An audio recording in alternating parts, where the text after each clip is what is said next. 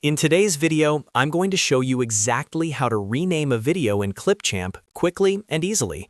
If you've ever created multiple projects and ended up with generic names like untitled video or something you typed in a rush, this tutorial is going to help you stay organized and professional.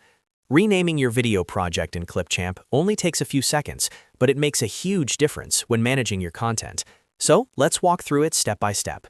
First, open Clipchamp and go to the video project you want to rename.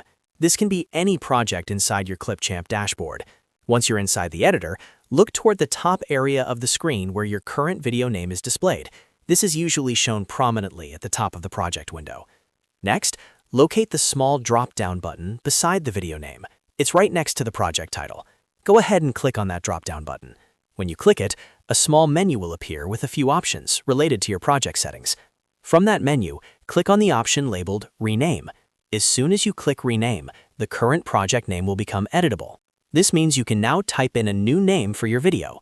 Now, simply type in the new name you want to use. Make sure the name is clear and descriptive so you can easily recognize the project later. For example, you might include the topic of the video, the platform you're posting to, or even the version number if you create multiple drafts. Once you finish typing, the new name will be automatically saved. You don't need to click a separate save button. Clipchamp updates it instantly. And that's it. That's how you rename a video in Clipchamp. It's a small feature, but it's incredibly useful for keeping your projects organized, especially if you're working on multiple videos at once. If you found this tutorial helpful, make sure to hit that like button and subscribe to the channel for more simple and easy-to-follow Clipchamp tutorials. I'll be sharing more tips to help you edit faster and smarter. Thanks for watching, and I'll see you in the next video.